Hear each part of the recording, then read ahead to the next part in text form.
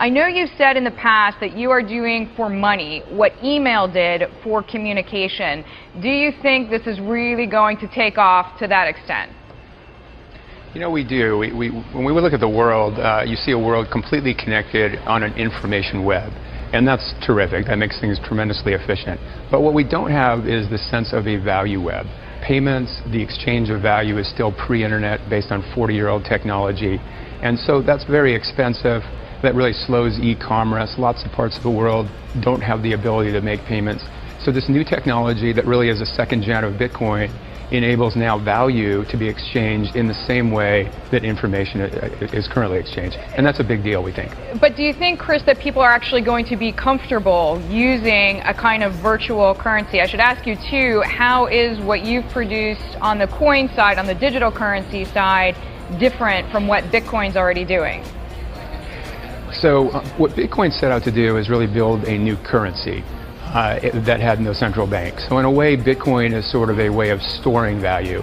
Ripple is a completely different idea. We're using the same breakthrough technology, but we're using it to build a currency-agnostic value exchange or value web. So you actually don't need to adopt a new virtual currency to use Ripple. You can use it with dollars, euro, yuan, real, anything you like.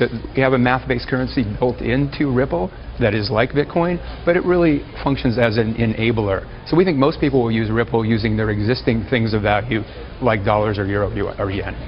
So to what extent, Chris, are you seeing pushback? I know one of the companies that you risk taking market share from is a company such as Western Union. I mean, this is a pretty regulated space.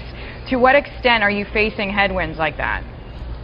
So you're absolutely right. I mean, you know, law enforcement regulators are right to be concerned about any new technology, but we worked a lot with law enforcement. We were just in D.C. This week, for example. We work with Promontory Financial.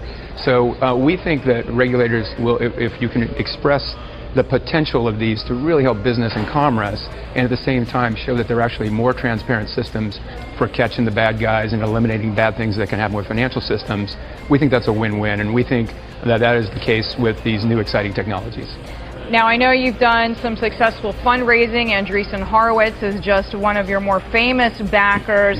What are you doing with the money?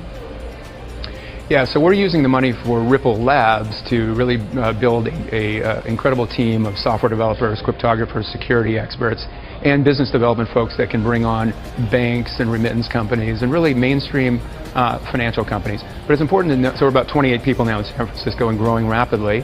Important to note, though, that Ripple Labs is really the company that is building the software and developing it. Ripple Protocol is a completely open source system. It's a public good. Anybody can use that. We don't control, we don't own it. So they're kind of two different roles, kind of like a Red Hat to Linux is a good analogy for Ripple Labs. Ripple.